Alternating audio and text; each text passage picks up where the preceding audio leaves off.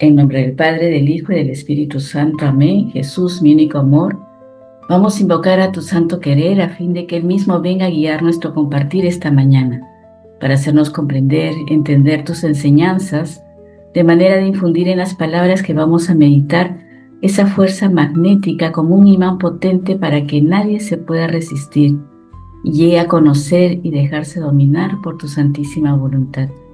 Y nos dirigimos a nuestra tierna Madre María para pedirle que nos asista en este tiempo cubiertos bajo su manto azul, a fin de que en este día y siempre podamos cumplir todo lo que la divina voluntad quiera para cada uno de nosotros.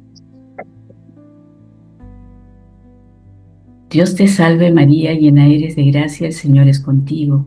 Bendita tú eres entre todas las mujeres, y bendito es el fruto de tu vientre Jesús. Santa María, Madre de Dios y Madre nuestra, ruega por nosotros pecadores, ahora y en la hora de nuestra muerte. Amén. Y pedimos la asistencia de nuestros ángeles. Venid, santos ángeles, tocad la frente de quienes leen los escritos de la sierva de Dios, Luisa Picarreta, para sellar en sus frentes el Espíritu Santo y así difundir en ellos la luz, para que puedan comprender las verdades y el bien que estos escritos contienen. Luz de la sabiduría eterna, revélanos el gran misterio de Dios Padre y del Hijo, unidos en un solo amor. Amén. Entonces, la semana pasada empezamos a meditar este escrito de cómo Luisa fue escogida para ser alma víctima. Entonces explicó lo que se entiende por alma víctima y sus características. Luego continuamos con los párrafos que van desde el 103 hasta el 106. Eso es lo que vimos. Este bloque de párrafos que vimos representa como la inauguración formal de la misión de Luisa como alma víctima. Entonces, no va a ser solo un relato de sufrimiento, sino nos va a descubrir cómo Jesús va a ir preparando esa humanidad de Luisa, cómo va preparando la humanidad de la criatura para que pueda moverse, no solamente dentro del medio que toca moverse, sino también fuera del tiempo. Entonces,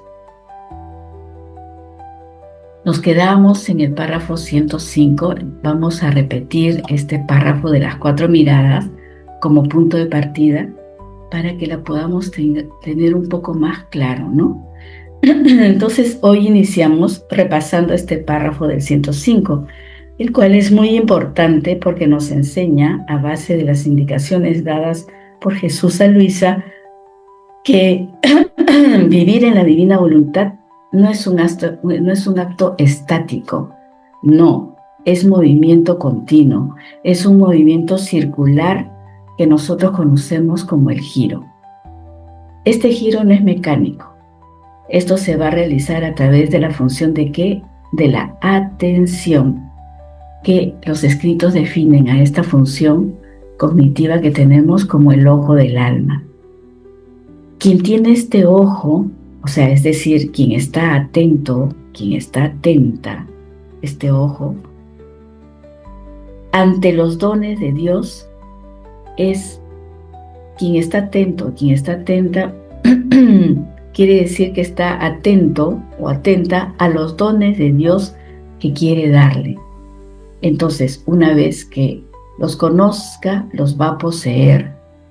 Entonces, la criatura deberá estar usando su atención para desplegar este movimiento en esas 4 direcciones. Entonces, habíamos dicho que la primera mirada que damos y que nos le pedía Jesús a Luisa y que nos piden a nosotros en el inicio del giro, siempre es mirar a Dios hacia arriba, que es el origen, es la justicia. Cuando dice Jesús, le decía a Luisa lo que vimos la semana pasada, ven a ofrecerte ante la divina justicia, es la mirada que nosotros dirigimos directamente al Padre, al origen, a nuestro origen, a la creación. Entonces aquí el alma descubre que cada cosa creada, el sol, las flores, el agua, etc., lleva ese te amo materializado de Dios. ¿qué va a hacer la criatura? La criatura va a tomar ese mismo te amo en cada cosa que creada y se lo va a devolver al Padre, a Dios Padre, diciéndole, te amo con tu mismo amor. De esta manera vamos a cumplir con la justicia divina al darle a Dios el derecho de ser amado como Dios. Después habíamos hablado de la mirada abajo, que es nuestro presente. Es el pecado, son las ofensas, es el vacío, los actos vacíos, es el abismo. Entonces acá Jesús le decía a Luisa, ¿cuántos caminan por los caminos de la iniquidad y sin advertirlo se precipitan en el abismo, beben en la fuente envenenada? Aquí el alma que hace mira la miseria humana y el abismo del pecado. Se detiene en este desorden actual que vemos, por ejemplo, en la humanidad. Nos detenemos y miramos a aquellos que caminan a ciegas y están bebiendo de la fuente envenenada del pecado, que es nuestra realidad. Acá el alma comienza a ejercer su oficio de alma víctima. ¿Qué hace el alma? Absorbe sobre sí como un pararrayos de amor todas las ofensas de las criaturas, a fin de que no hieran a Dios y así detenga a la justicia divina mediante ese amor de entrega. Después tenemos la mirada atrás, que es la mirada al pasado.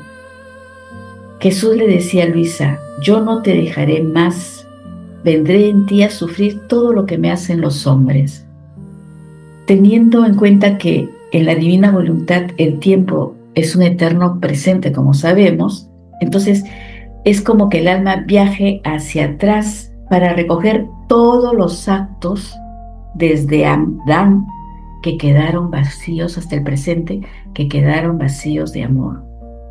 Acá, ¿qué hace la criatura? ¿Cuál es la función? Es suplir, poner un te amo, como decíamos, donde las criaturas del pasado dejaron un vacío. ¿Por qué? Porque dijeron no.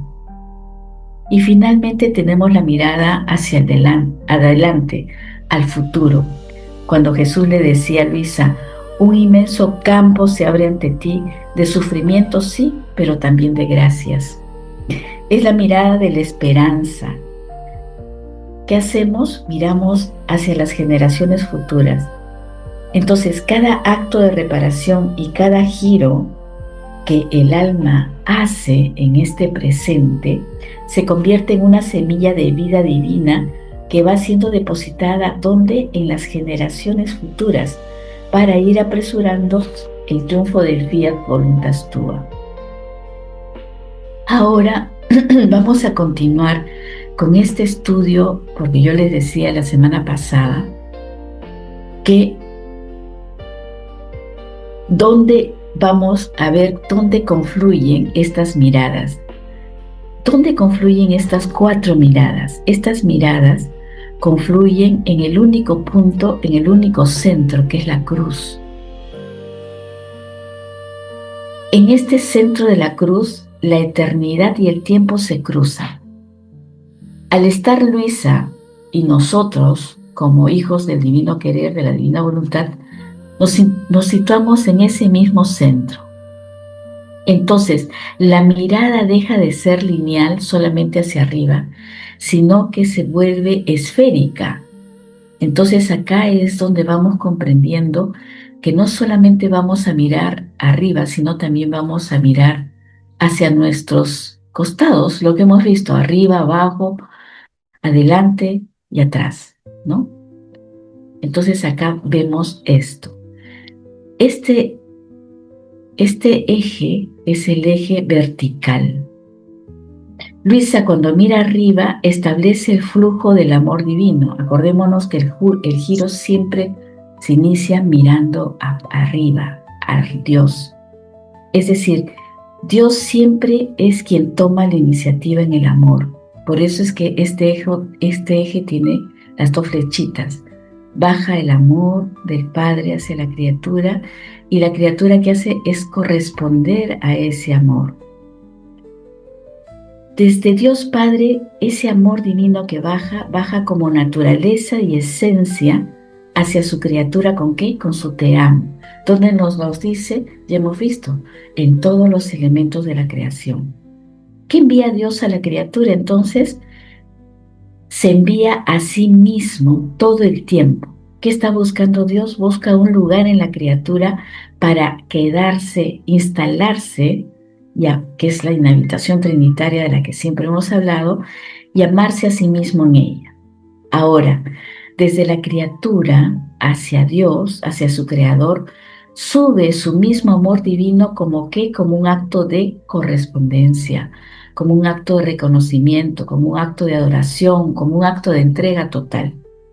Con este acto la criatura está cumpliendo con su deber de justicia, le devuelve a Dios lo que es de Dios. ¿Y qué es de Dios?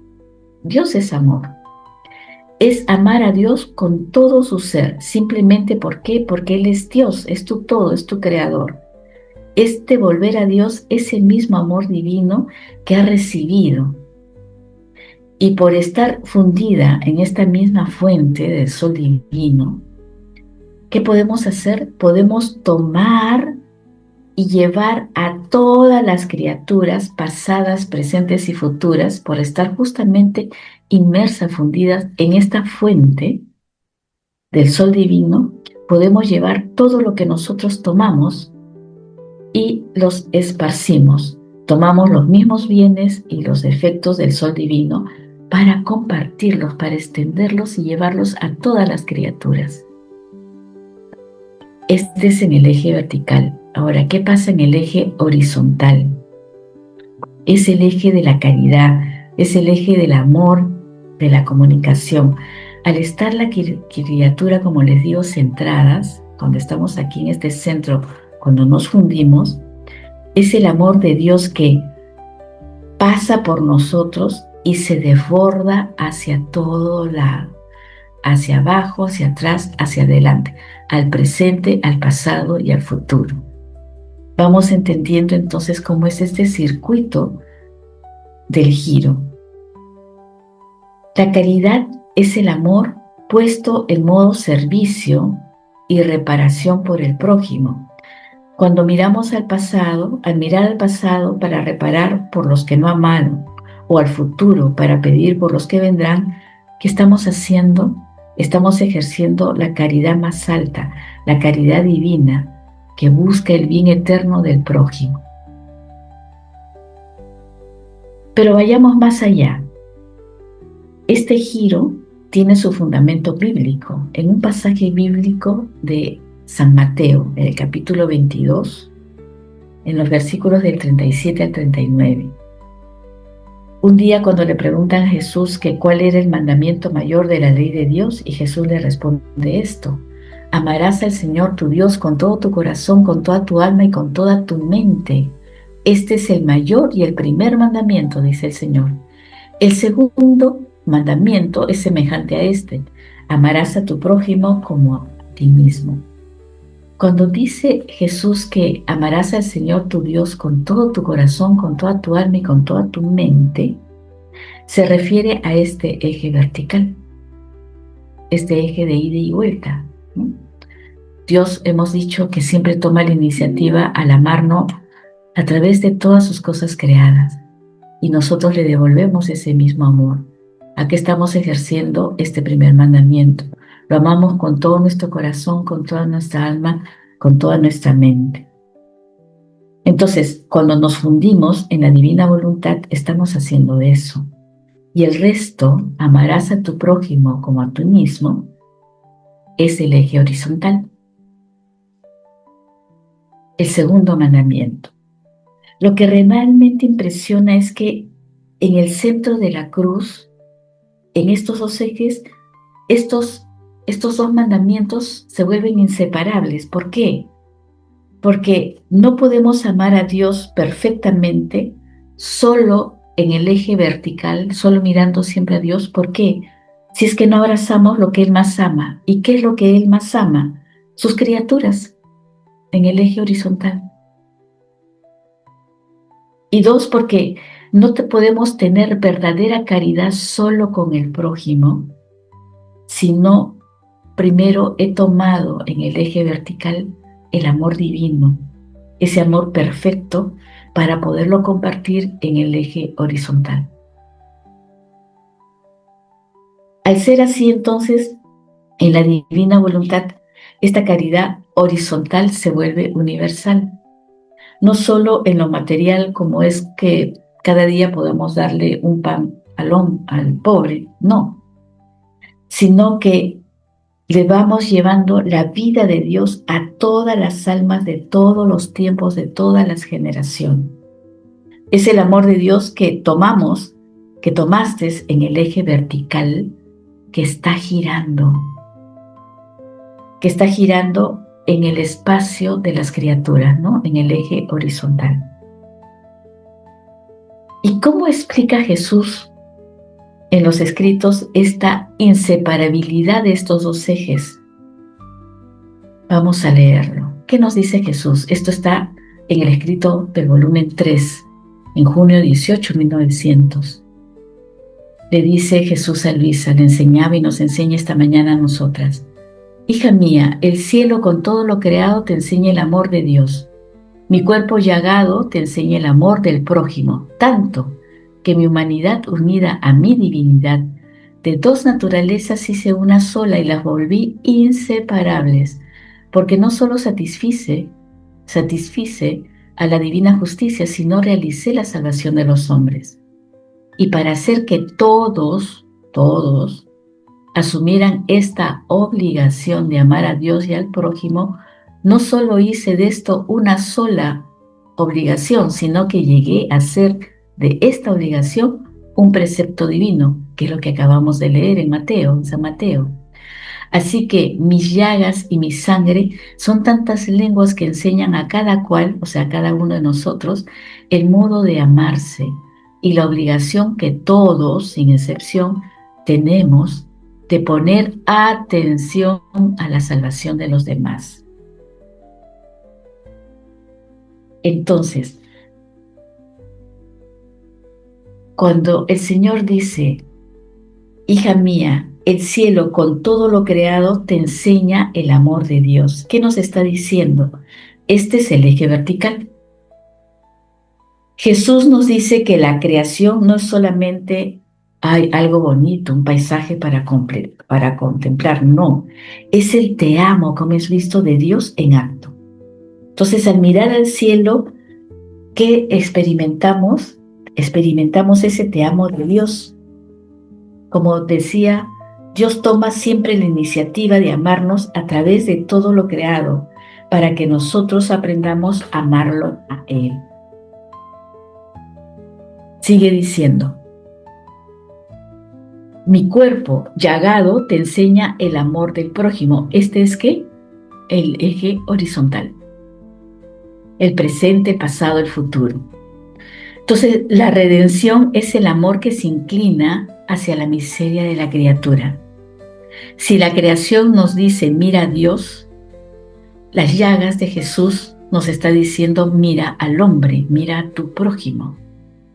No puedes ver las heridas de Jesús, de Dios, sin ver al mismo tiempo a las criaturas que Jesús estuvo salvando. Y continúa diciendo, tanto que mi humanidad unida a mi divinidad, de dos naturalezas hice una sola y las volví, ¿qué? Inseparables. Esto es el centro de la cruz, donde se cruzan los dos ejes. Su divinidad, que es amar a Dios, y su humanidad, que es esa caridad del prójimo que hablábamos, no operan por separados, están siempre juntos, operan al mismo tiempo. En el centro de la cruz, amar al Padre y salvar a las criaturas es un solo acto. Entonces Jesús le enseña a Luisa y a nosotras que para vivir en su divina voluntad, ella también debe fundir estos dos amores en uno solo, que es lo que hacemos cuando giramos todos los días. Después le sigue diciendo, porque no solo satisfice a la divina justicia, sino realicé la salvación de los hombres. Aquí vemos el flujo de lo que hablábamos del amor divino como gira.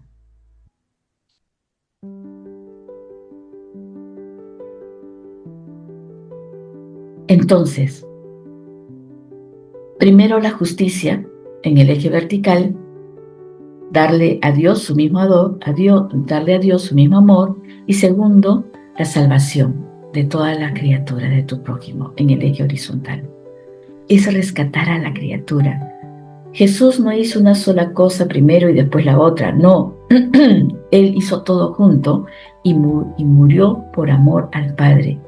Automáticamente, ¿qué pasó? Salvó a la criatura, salvó al hombre. Continúa diciendo el Señor. Y para hacer que todos asumieran esta obligación de amar a Dios y al prójimo, no solo hice de esto una obligación, sino que llegué a hacer de esta obligación un precepto divino. Entonces, Jesús eleva esta correspondencia de amor cada vez que nos unimos. Entendamos lo grande que estamos haciendo cada vez que giramos y la importancia del giro. Entonces, cada vez que giramos, Jesús ha elevado esta correspondencia de amor como un derecho de justicia. Es un derecho que nosotros debemos de cumplir. Por eso lo elevó a un nivel de ¿qué? De mandamiento. Es un mandato expreso, es una obligación. En la divina voluntad, amar girando no es un pasatiempo espiritual, no. Es la respuesta que espera el cumplimiento de este precepto. Es la obligación, es el cumplimiento al mandato que Dios nos exige de amar con todo nuestro ser, por todo y por todos. Entonces, si Dios nos ama con amor divino, nosotros tenemos la obligación, por amor, de corresponderle, de devolverle con un amor divino, no humano. Y finalmente, ¿qué nos dice? Así que mis llagas y mi sangre son tantas lenguas que enseñan a cada cual el modo de amarse y la obligación que todos tienen de poner atención a la salvación de los demás. Aquí está nuestro oficio, el oficio de Luisa y el oficio del alma que vive en la divina voluntad, el giro. Las llagas y la sangre de Jesús nos hablan, nos deben de decir el te amo. La reparación no es solo sufrir, es comunicar, llevar ese te amo. Cuando giramos en todas las generaciones, el alma está usando esa misma sangre, esas mismas llagas de Jesús para llevarle ese te amo. Las utilizamos como voz y le estamos llevando ese te amo de Dios. Entonces, poner atención es exactamente lo que definimos como mirar, es decir, estar atentos a estas 4 miradas. Estas 4 miradas nos deben de llevar a pasear, a girar por estas generaciones y no pasar de largo frente al dolor, a la necesidad del prójimo, sino detenernos en cada generación a mirar al prójimo y velar por su salvación, pidiendo siempre que la venida del reino. Entonces, hemos visto cómo estas 4 miradas sitúan al alma en el centro de la cruz. Entonces, cuando Jesús le decía a Luisa, en el párrafo 107, estamos continuando, tú has visto cuánto me ofenden, ven a ofrecerte como víctima, porque recordemos esa visión que había tenido Luisa, cómo lo maltrataban a Jesús. ¿Qué está haciendo? Le está anunciando su nuevo oficio, el oficio de víctima, ven a ofrecerte. Entonces,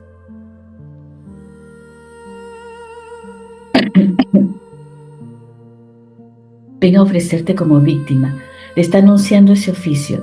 Si bien aún aquí no se menciona la palabra girar, pero ya se va descubriendo el inmenso campo que le decía Jesús a Luisa, donde deberá ir, donde deberá rondar, siguiendo el movimiento divino. ¿Qué pasa en el alma cuando asume este peso divino? Esto nos lo dice el párrafo 107. Luisa decía, después que me recobré de aquel estado, se refiere al momento que después de esa vivencia divina vuelve a su estado normal, cuando tiene toda esta experiencia de lo que le dice Jesús, qué es lo que tiene que hacer. Vuelve a su estado normal diario.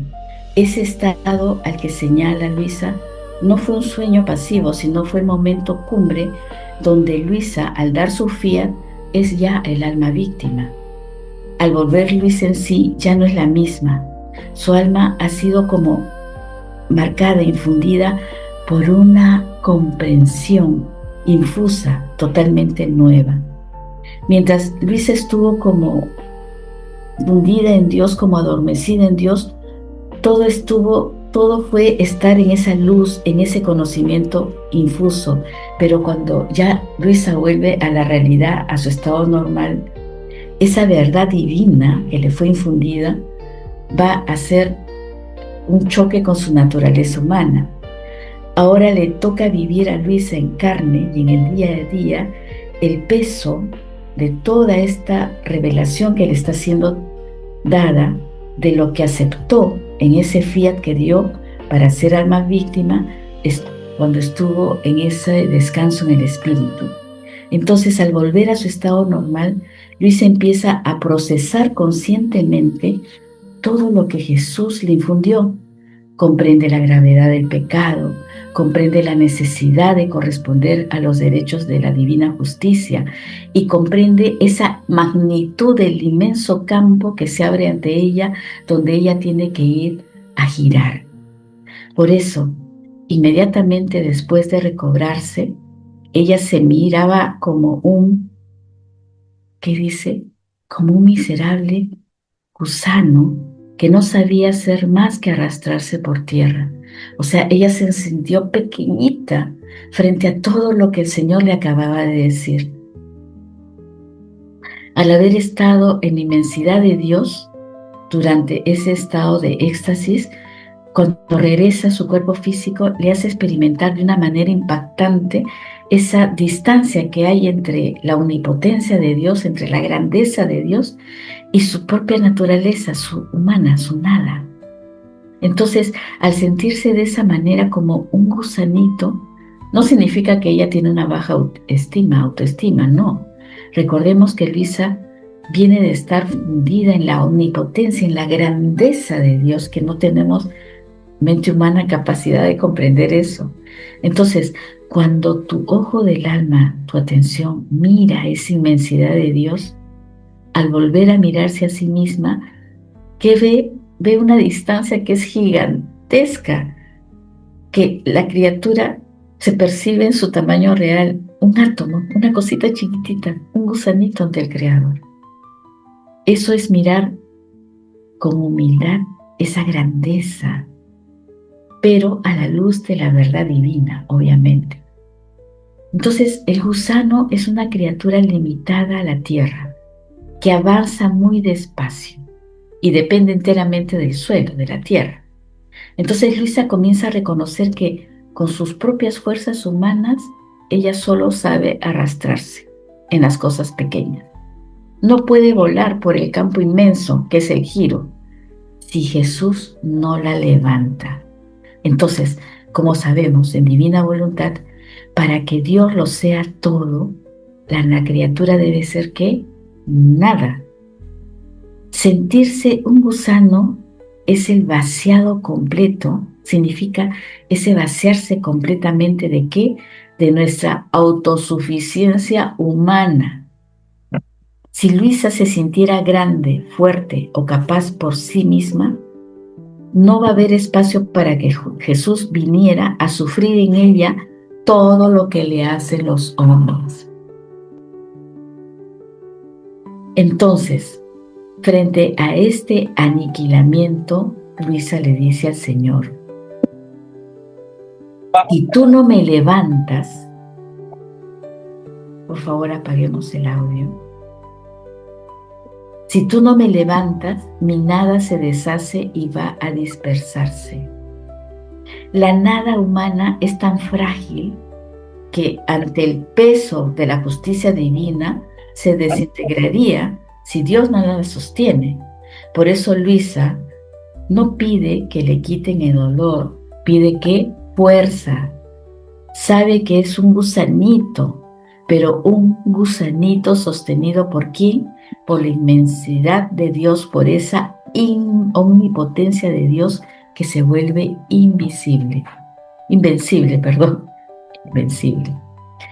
Entonces, en este punto vemos la sabiduría de Dios.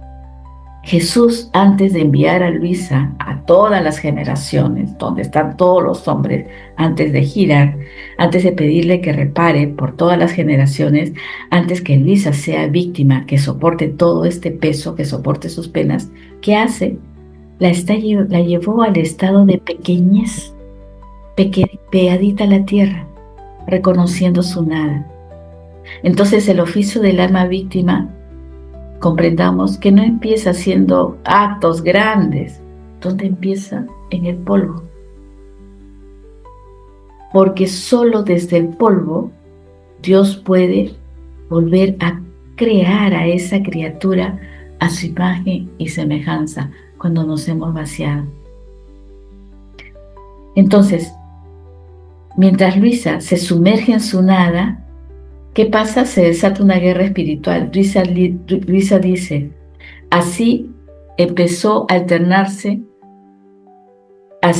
alternarse de visitas de nuestro Señor y de tormentos por parte de los demonios. Por cuanto más me resignaba, tanto más aumentaba su rabia. Ya sabemos lo que hemos venido meditando. El demonio es el rey del orgullo y de la voluntad humana. Cuando ve que Luisa entra en este aniquilamiento, comienza a entrar y destruye su propio yo, su propio egoísmo para dejar que reine la divina voluntad, ¿qué hace? Se aterroriza. Entonces, ¿por qué? Porque el enemigo sabe que una criatura que vive en su propia voluntad humana es fácil de manipular, es fácil de dominar. Sabe que una criatura que se conoce a sí misma como nada y se funde en el divino querer, en el fiat de Dios, se va a volver invulnerable e invisible a sus trampas. Sabe que la rabia del demonio aumenta porque intuye que este gusanito, como se dice Luisa, está a punto de desplegar las alas y empezar a girar. Es un oficio con el que la criatura va a arrebatarle miles de almas antes de que caigan en el abismo. Entonces, acá Luisa habla de un alternarse de visitas de nuestro Señor y de tormentos. Esta es como una estrategia clásica del enemigo. ¿Para qué? Para desestabilizar al alma. ¿Qué va a intentar el demonio? Intenta aprovechar los momentos en que Jesús se ocultaba de Luisa, cuando él quería permitir el castigo, ¿no? O cuando Luisa regresa a su estado consciente sufriendo los dolores físicos. Entonces, ¿qué quiere hacer el enemigo? Quiere sembrar dudas, pesadez, desesperación, diciéndole al alma que su sufrimiento es inútil o que Dios la ha abandonado. Eso es lo que comienza a sufrir Luisa. Entonces, el escrito nos revela el secreto de la victoria de Luisa, cuando dice, por cuanto más me resignaba, es importante esto, tanto más aumentaba su rabia. ¿De qué está hablando Luisa? De la resignación. La resignación en estos escritos no es una aceptación pasiva o triste. Ya, no es decir, ya, ¿qué me queda? No me queda otra. No es eso. En el lenguaje del divino querer, en el lenguaje de Luisa, en el lenguaje del reino, la resignación, resignarse significa entregar la voluntad, entregar nuestra voluntad, alinearnos y abrazar el querer de Dios. Es un fiat constante, firme en medio de la tormenta. Me resigno entregándole mi voluntad a Dios en medio de la tormenta. Cada acto de sumisión que hacía Luisa, de esa sumisión amorosa a los diseños que Jesús estaba estableciendo en ella, era como un látigo para los demonios. El orgullo del enemigo no soporta ver que los tormentos, en lugar de alejar a Luisa de Dios, por el contrario, la arrojan ¿dónde? En sus brazos, con más fuerza. el demonio termina siendo sin querer un instrumento que va a ayudar a esa purificación del gusanito para que más tarde huele como qué, como una mariposa. Entonces, ¿qué significa que Luisa se resignaba y por qué esto enfurecía tanto a los demonios? Jesús se lo va a explicar a Luisa y más adelante lo vamos a ver. La resignación en la divina voluntad no es cruzarse de brazos y estar tristes, no. Primero es luz, porque va a emitir rayos que van a traer a Jesús hacia la criatura. Segundo es el injerto de paz. Toda la amargura del demonio la vuelve dulzura, por el contrario, y le va a ir dando la tranquilidad del mismo Dios. Y tercero, es aceite. Cuando estamos resignadas es como el aceite. Cuando tú aceptas con amor tu sufrimiento y te alineas a Dios, a lo que Él quiere, produces un aceite místico que cura tus heridas, pero al mismo tiempo va a ir aliviando las llagas de Jesús. Por eso el demonio entra en rabia. ¿Por qué? Porque cada tormento que le enviaba a Luisa, Luisa lo convertía en ese aceite, con el aceite de la resignación, para curar a nuestro Señor. En el párrafo 108, Jesús regresa tras el combate con los demonios y se hace ver. ¿Cómo se hace ver con Luisa? Acá nos dice, con la corona de espinas en la cabeza, todo chorreando sangre. Entonces, esto no es solo un dolor físico, ya es la presentación visual de la crisis de la mente humana. Jesús le muestra a Luisa su cabeza, porque es ahí donde el hombre siempre trama la rebelión contra el Creador, en la cabeza, donde está nuestra mente. Y en el párrafo 109, Jesús le pide a Luisa que use el ojo de la atención. Le dice que, hija, mira, o sea, le está diciendo, sé atenta a lo que me hacen los hombres. A partir de aquí, de este párrafo, va a desplegar una enseñanza sobre la soberbia que podemos profundizar, que vamos a poder profundizar con los escritos que estamos viendo. Entonces, Jesús, ¿qué hace Jesús? Jesús nos dice que la soberbia, esa soberbia que tiene el hombre, infesta todo, infesta el aire, ya ha llegado hasta su trono. La soberbia es un gas que asfixia la gracia, que asfixia el corazón del hombre. El hombre soberbio es un vacío, está lleno de humo, y todo este humo va a producir la ceguera.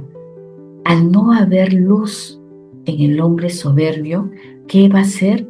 Va a ir destruyendo a Dios en su corazón. Y por el contrario, va a levantar un altar y se va a adorar a sí mismo. Al coronarse a sí mismo como un Dios falso, ¿qué está haciendo? Está coronando a Dios con las espinas. Entonces, el hombre soberbio se cierra a él mismo el cielo. Las espinas, nosotros sabemos que las espinas, ¿qué pasó? Con las espinas penetraron hasta dentro de la boca, dice Jesús. ¿Por qué? Porque la soberbia es un veneno que mata el alma e impide la vida de Dios. Tal como un objeto atravesado en la boca impide comer, igualmente le pasa al soberbio. Está tan ebrio de soberbia que pierde el conocimiento de su propia nada y termina destruyéndose. Entonces,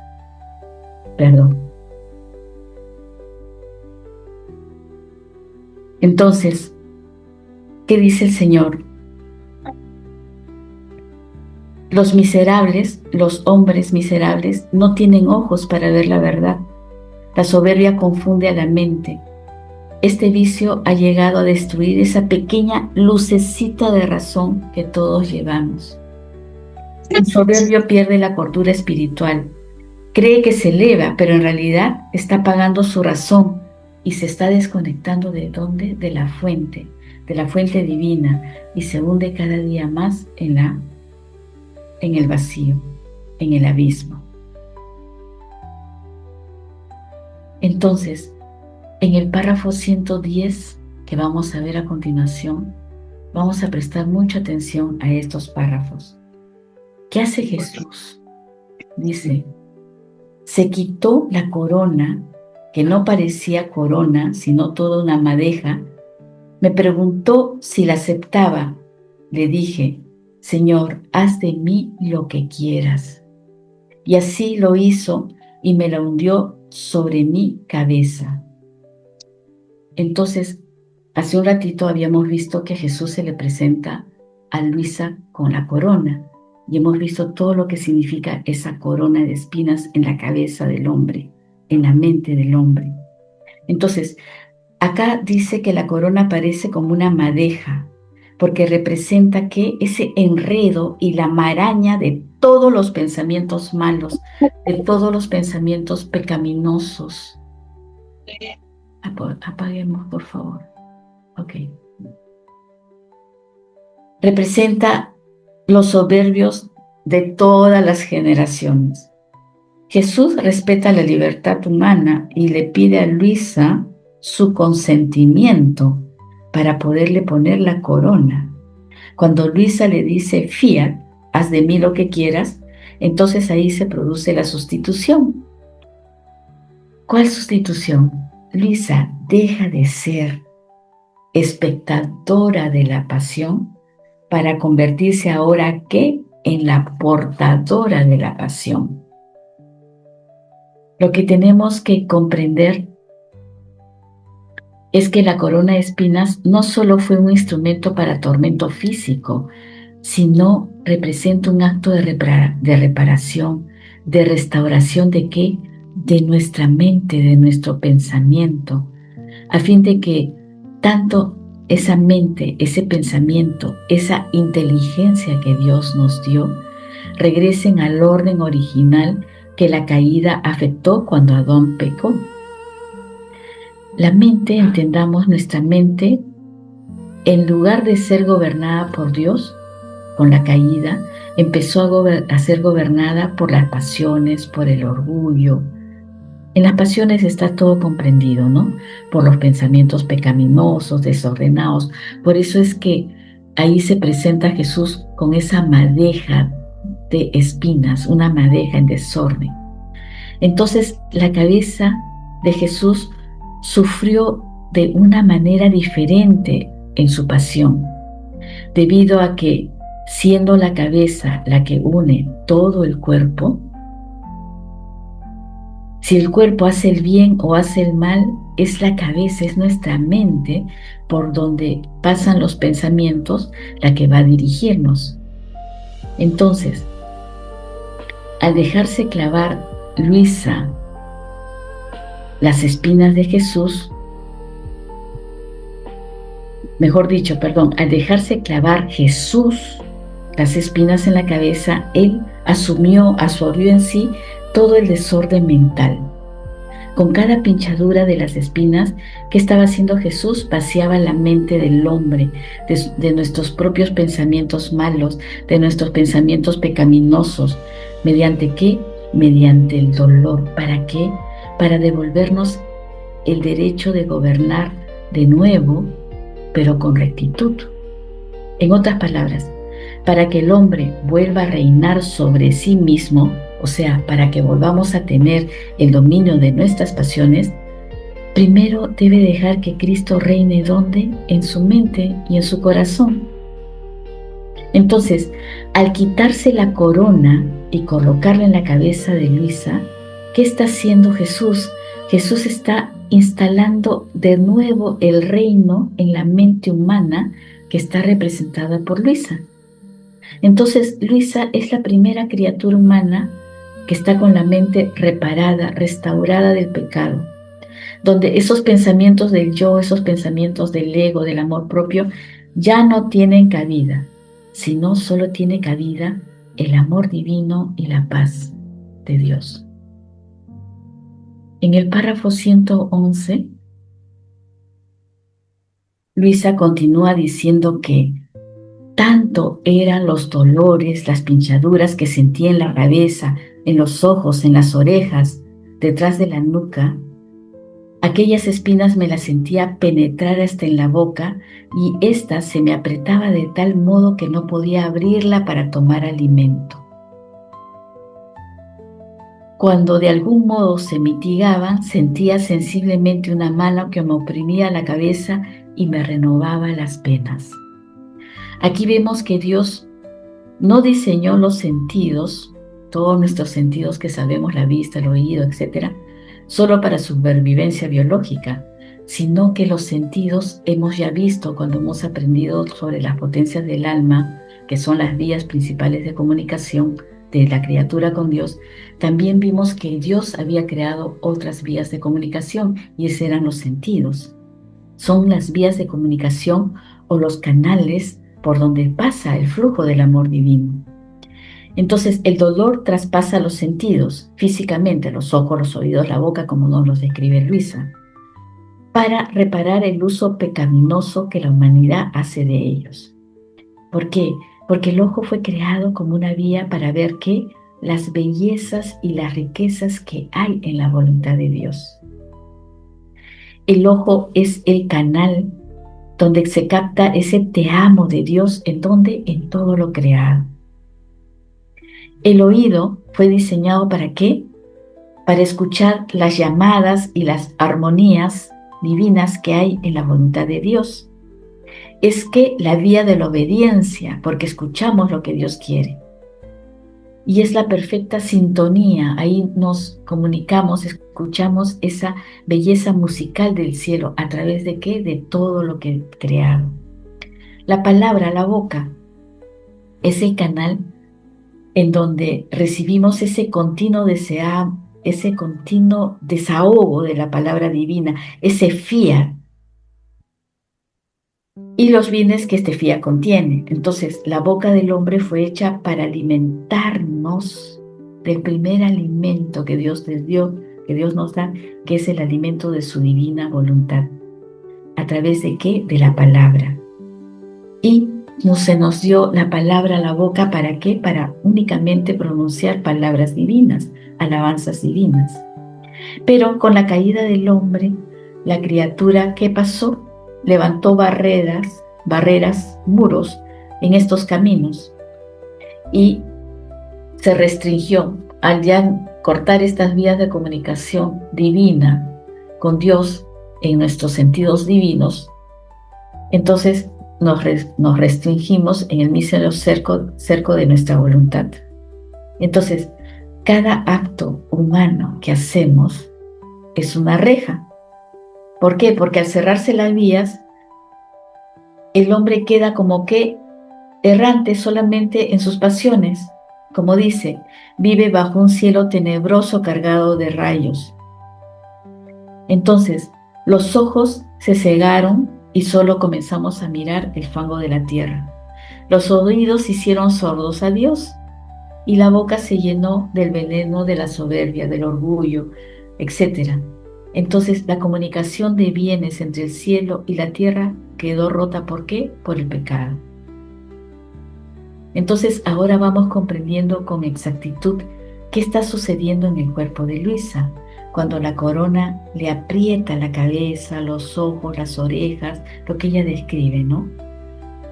¿Qué va a pasar? Esas espinas en la cabeza de Luisa comenzaron a funcionar como esos martillos, esos yunques, para ir rompiendo esos muros que el pecado había construido con la caída, esos muros que interrumpieron nuestra comunicación con Dios. Entonces, las pinchaduras en el párrafo 11 de lo que nos habla el Señor Jesús clava sus espinas en los ojos de Luisa para demoler, para traer abajo ese muro del juicio, de la codicia humana. ¿Qué está haciendo Jesús? Purifica esa vía visual para que la criatura vuelva a recuperar ese ojo de la atención y pueda volver a ver las riquezas que hay en su reino. Las pinchaduras que Luisa recibe en las orejas perforan los oídos. ¿Para qué? Para destruir la barrera de la desobediencia, de la rebeldía del hombre. El dolor que se siente es como abrir ese canal auditivo para que el alma pueda volver a escuchar las llamadas, lo que Dios nos pide. Las pinchaduras en la boca, ese no poder comer que siente Luisa, esas espinas que le atraviesan, es para romper el muro de las palabras de soberbia, el apego al alimento puramente humano, etc. Entonces, Luisa decía que su boca se cierra por 3 días al pan de la tierra. ¿Por qué? Porque Jesús está restaurando la vía original. La boca debe ser ese lugar donde se recibe ese continuo desahogo de su palabra. Ese es el alimento de su divino querer, el alimento de su voluntad. Entonces, el ayuno forzado que tuvo que pasar Luisa es la señal física de que el canal está siendo limpiado. ¿De qué? De ese veneno para volver a llenarse de los bienes divinos. La soberbia humana es el veneno que va a bloquear nuestra boca del alma e impide la voluntad de Dios en nosotros. En el cuerpo de Luisa, este bloqueo espiritual se vuelve físico. Ella no puede tragar el alimento humano, porque su sustancia ahora debe ser el alimento del querer divino. Luisa dice que ella sentía una mano que le oprimía la cabeza. Esa mano es la acción constante de la divina voluntad que le va a renovar el acto, de tal manera que va a ir manteniendo ese giro de reparación constante. Como dicen los escritos más adelante, si la ofensa es continua, la reparación también debe ser continua. No debe ser un evento del pasado, debe ser constante, presente. En resumen, cuando Luisa sufre en sus sentidos todo este dolor, cuando Jesús le pone la corona de espinas, no es un dolor, no es una tortura estéril, no. Cada espina que le penetra la boca, el ojo, etc., está derribando esos muros que la voluntad humana construyó en esas vías de comunicación cuando el hombre cayó, cuando el hombre pecó. Entonces, ¿qué está haciendo Jesús con esta corona de espinas que Él la soportó y ahora la tiene Luisa?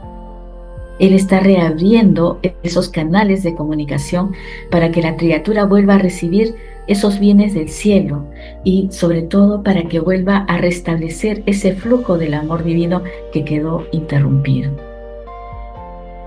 Entonces, ahora, en el párrafo 112, ¿qué nos dice Luisa? La familia, acá entró la familia. Como no podía abrir la boca para comer, ¿qué pasó? La familia lo atribuía a un capricho mío, dice Luisa, y naturalmente se enojaban. Mi naturaleza quería resentirse por esto, pero el Señor no quería este resentimiento. Ahora, vamos a entender esto. Aquí nos damos cuenta que el juicio de la familia es una reacción humana, netamente humana. Juzgan el acto de Luisa como que no quiere comer y lo juzgan como un capricho. El deseo de la naturaleza de Luisa, que siente ese deseo de enojarse, de resentirse, porque no la comprenden, no la entienden, no saben lo que ella está viviendo, es como el último vestigio que le queda de humano, que buscó en un momento defender su yo, de tener la razón ella. Pero Jesús le dice no, Jesús frena ese resentimiento. ¿Por qué? Porque la divina voluntad nos enseña que la criatura que hace rey, que hace que reine Jesús, que hace que reine Dios en su corazón, goza de paz y felicidad. Entonces, el resentimiento es una señal de que la voluntad humana todavía quiere gobernar y defenderse. No, si se defiende y se resiente, se saca a Dios del centro. Entonces, lo saca de su corazón, de su mente. Entonces Jesús no quiere eso, frena, porque el resentimiento que le va a generar después, turbación, que se quede toda turbada. Entonces Luisa, al domar su naturaleza, al no permitir negarle el derecho a defender, o sea, al permitir que no surja, que no reaccione ese resentimiento, ¿qué está haciendo? Está haciendo que la corona de espinas en ella cumpla su propósito. Está destruyendo ese imperio del yo, ese imperio del ego, para que solo esté el imperio del fiat, que gobierne su mente, sus pensamientos, su corazón, sus actos. Cada vez que nosotros hacemos esto como Luisa, frenamos nuestra reacción humana de enojo, de resentimiento, etcétera, y actuamos como vemos que Dios le enseñó a Luisa cuando le puso la corona de espinas. ¿Qué estamos haciendo? Estamos vaciándonos de nuestro amor propio. Si Luisa hubiera reaccionado diferente, ¿qué hubiera pasado? El resentimiento hubiera apagado la luz de la resignación. En este punto, Luisa sufre entonces las pinchaduras de las espinas en su espíritu. ¿Por qué? Por la crítica de la familia, que le decía que era un capricho. Y también la sufre en su carne, no puede alimentarse. Entonces, con este acto, Luisa está haciendo que no puede reinar sobre sí las pasiones. Es por esta razón que Jesús le invita a elevar su mirada por sobre encima del juicio familiar. No te detengas en lo que te hace la familia o en lo que te dice la familia, le decía Luisa. Mira más arriba, la mirada, la primera mirada, arriba de lo que Dios quiere en ti. Y así pasaríamos al siguiente escrito. A ver, este escrito, el 113, trata de esa vergüenza que siente Luisa y de su llanto porque su familia la descubre sin poder comer debido a sus dolores. Entonces, cuando justamente entra en éxtasis, entonces acá Jesús le va a mostrar su propia soledad ante sus enemigos y Luisa decide intervenir. Ella recibe los golpes para que Jesús pueda descansar. Entonces, este es un párrafo un poco largo, el 113. Pensé que podíamos ir avanzando un poco más, pero en fin, ya estamos en el tiempo. Vamos a ir leyéndolo un poquito para poder ir entendiendo. El párrafo comienza con una Luisa que está llorando en la mesa porque no puede abrir la boca para comer debido a las espinas. Su familia se enoja y ella se esconde en otra habitación por pura vergüenza. Su mente está llena de un pensamiento humano. Señor, no permitas que me vean. Ella le pide eso a Jesús. Ella como que está viendo su propio sufrimiento y está sintiendo esa suerte de vergüenza de qué dirán de lo que está viviendo místicamente, ¿no? Entonces, para sacarla de este pequeño drama, Jesús le introduce en esa pérdida de los sentidos, en esas éxtasis, y le abre la mirada hacia una realidad mucho más grande. Jesús le muestra que él está rodeado de enemigos que lo insultan, lo jalan de los cabellos, lo pisotean, etcétera, etcétera. Jesús está completamente solo y, según describe Luisa, iba buscando una mano amiga que lo liberara, pero no encontraba a nadie. Entonces, al ver la soledad de Dios, el corazón de Luisa se transforma. Se olvida de lo que está pasando, se olvida de la vergüenza de que la vean en ese estado, la familia. No, ya deja de ser espectadora que solo llora y le pide a Jesús que la ayude en eso. No, ahora le está pidiendo a Jesús: Señor, hazme participar en tus penas, si pudiera aliviarte y liberarte. En ese instante, los enemigos dejan a Jesús y se van contra ella. La golpean, la jalan del cabello y la pisotean. Entonces aquí ocurre algo muy, muy interesante, un misterio muy hermoso.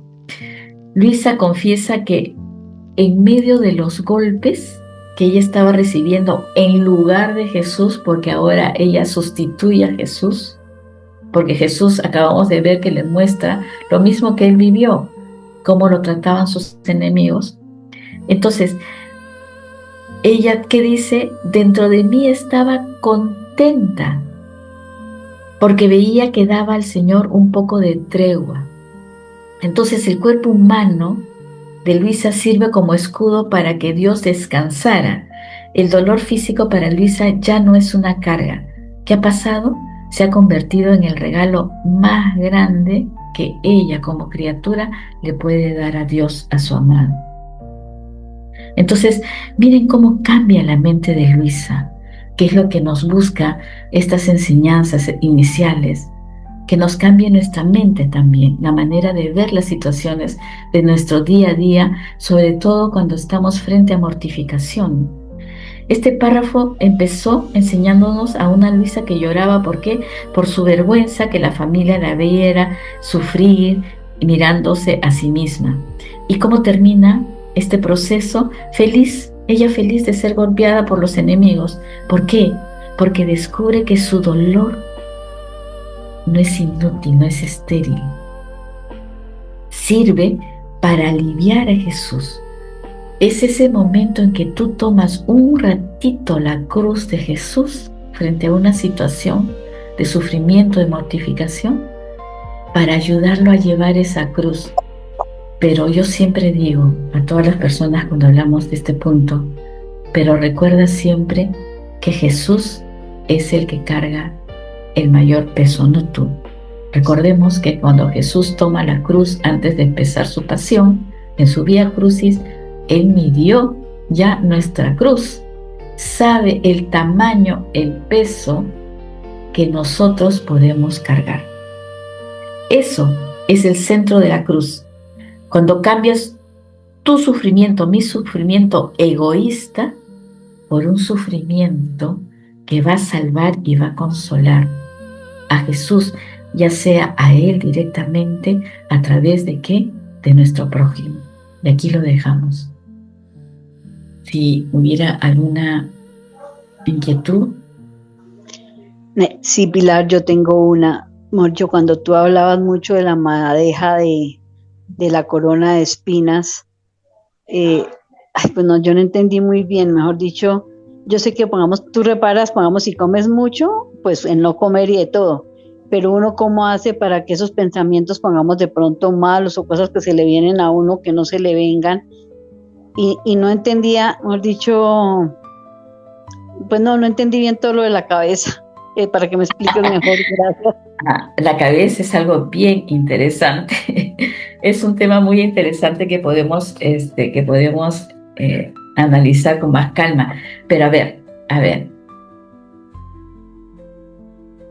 Nosotros que tenemos en nuestra cabeza esa corona de espinas era nuestra mente. A ver, veámoslos así. La mente es el depósito ¿de qué? De nuestros pensamientos. Nuestros pensamientos son buenos o malos. Entonces, conforme nosotros tengamos pensamientos buenos o malos, es lo que vamos a ir mostrando a través de nuestra conducta día a día en nuestro diario hacer, en nuestro diario quehacer. En otras palabras, nosotros recibimos miles de ideas, de estímulos durante el día. No me acuerdo la cantidad de estímulos que recibimos todo el tiempo, ¿correcto? Los recibimos a través de miradas, de imágenes, de escuchar. Se nos vienen a la cabeza miles de ideas, miles. Esos miles de estímulos que recibimos, ¿qué hace nuestra inteligencia? Nuestra inteligencia los procesa inmediatamente. Entonces, por ejemplo, no sé, pues yo tengo un problemita que solucionar en la oficina. Entonces a mí comienza en mi mente a venir miles, o sea, varias ideas de cómo poderlo solucionar hasta que mi inteligencia interviene y comienza a procesar. Ajá, hoy tenemos que hacer esto. Voy a ir, voy a conversar con la persona que hizo tal cosa, de ahí me voy a dirigir a mi jefe, etcétera, etcétera. Ya mi inteligencia procesó y lo convirtió en un pensamiento. Ya es un pensamiento procesado, listo para ser actuado, para que tome su personificación en el acto. Entonces yo voy a hacer esto, voy a hacer el otro, y el pensamiento queda como un pensamiento bueno o un pensamiento malo. Entonces, en un ejemplo más sencillo, me toca cocinar, tengo que cocinar para mi familia. Ok, se me vienen varias ideas. Ok, ¿qué voy a cocinar? Voy a cocinar, no sé, pues eh, carne, pollo, pescado o algo más sencillo, hasta que decida. Mi inteligencia me dice, ok, prepara tal plato porque es lo más fácil. Estás un poco apurada y es lo más fácil para poder atender a tu familia. Procesaste tu pensamiento y es un pensamiento bueno. Ajá, voy a procesar esto para darle alimento a mi familia. Entonces, ese pensamiento, esa idea que ya se convirtió a través de la inteligencia, se convirtió en un pensamiento, es la que almacena tu mente. Ya va a tu mente. Y en tu mente ya es una realidad. Ahí entra tu voluntad y lo hace real. Cocinas. Y das de almuerzo, das de comida a tus seres queridos. Nosotros tenemos miles de pensamientos, miles de ideas que están transformadas en pensamientos buenos y malos también. No solo en lo bueno, sino también sucede en lo malo. ¿Qué pasa entonces cuando nos viene ese tipo de pensamientos, sobre todo los malos? Yo ya les había comentado en los escritos, en los primeros párrafos que hemos visto de este primer volumen, todo lo que tenemos que hacer. Entonces, ¿por qué? Porque cuando nos vienen pensamientos malos, sobre todo esa maraña de pensamientos malos, la maraña, esa madeja significa pensamientos desordenados, uno tras otro, que nos turban. Aquí entramos en la turbación, que nos molestan, que nos llevan a actuar, inclusive a olvidarnos, nos salimos del foco cuando tenemos a Dios en el centro y simplemente volvemos a darle pase a nuestro yo, a nuestro ego. Hay varias formas acá, había dos formas específicamente.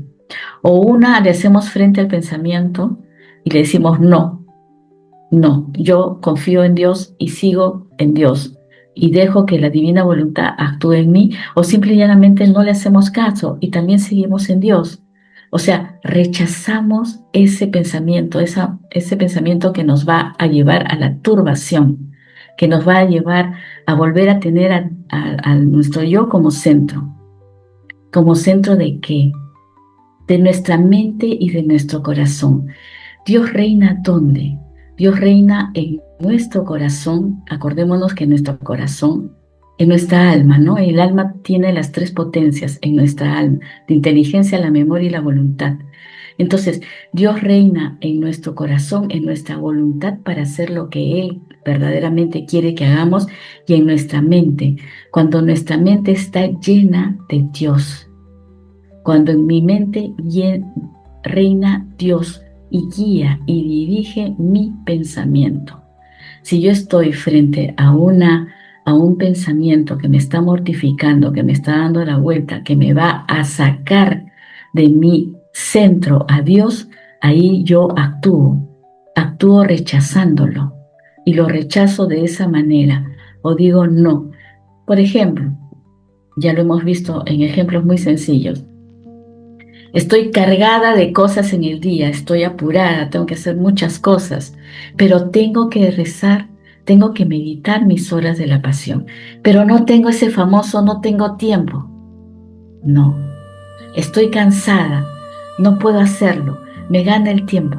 No, pero Señor, aún así en mi cansancio, yo te ofrezco este cansancio y me doy el tiempo necesario para hacerlo. ¿Por qué?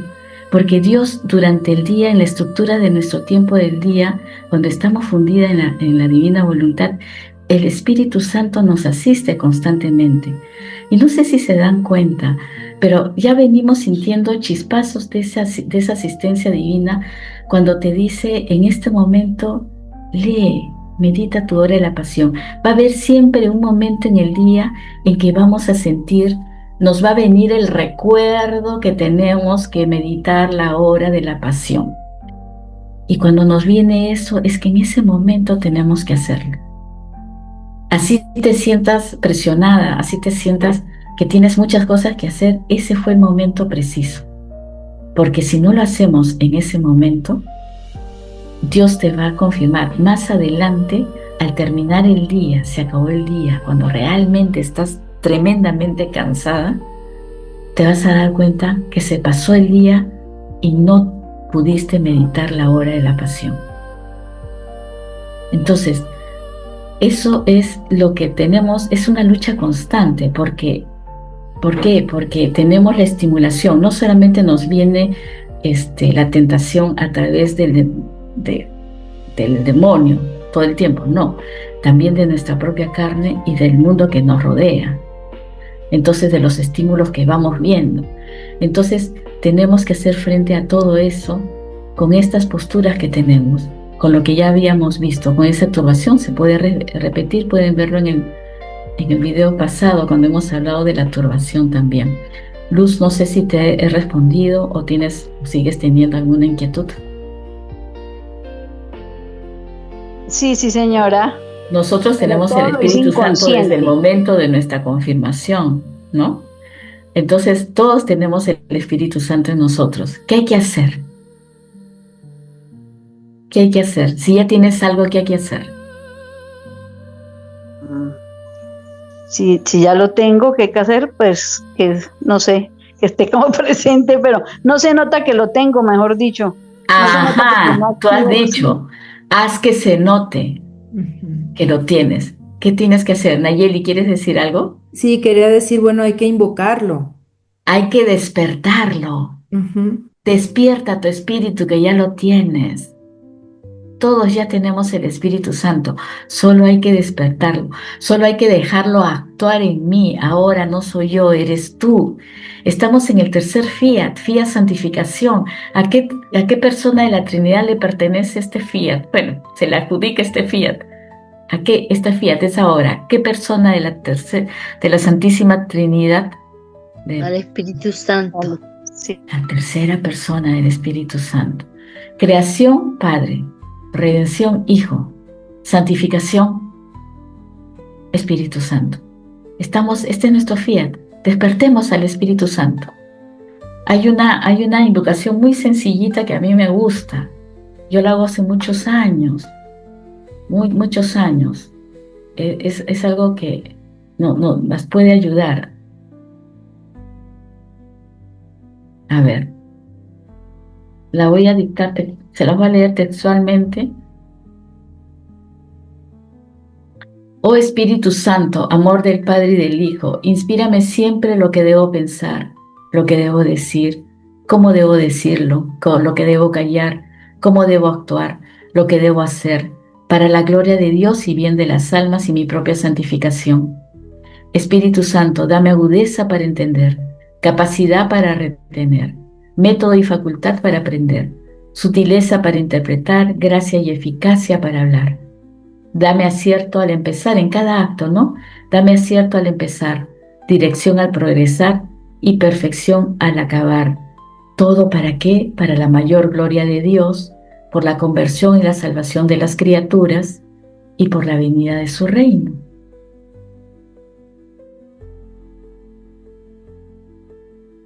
Esto es algo que nos puede ayudar, esta oracioncita de a poquitos. Después la vamos a ir a- acomodando en el modo divino, pero ahí le estamos pidiendo al Espíritu Santo que nos venga, nos asista cada día en nuestros actos. ¿Alguien más? Pili, yo, A ver, yo he detenido por un momento las horas de la pasión, la lectura, pero este mes he estado haciendo la de la Reina del Cielo en el reino de la divina voluntad. muy bien. Esto es lo que a mí me llama, me mueve. ¿Está bien, Pili? Porque Eh, las horas. sí, sí, sí, está bien porque estás haciendo, la Virgen te lleva a Jesús. Ok. La Virgen te lleva a Jesús. Sí, está Oh, bien. Porque ese libro de la Virgen María en el Reino de la Divina Voluntad, yo le llamo el libro bueno, se presenta como el libro de oro. Para mí es el libro de oro realmente. Y ahí la Virgen nos va a llevar a meditar intensamente cómo es que ella, cómo es que vivió en ese reino y qué es lo que tú tienes que hacer para vivir en ese reino. Ahí nos da unas lecciones magistrales. Hay que sí, profundizarlas un poco. ¿Estás siguiéndolo por tu cuenta o estás en algún grupo? no, por mi cuenta. Tengo el libro y yo lo voy leyendo, pero la verdad es que hace 2 años lo hice y es muy diferente como lo estoy leyendo ahorita, porque voy acompañada de lo que tú nos has ido enseñando y es muy distinto, mi entendimiento es muy diferente Qué respecto a la bueno, divina voluntad.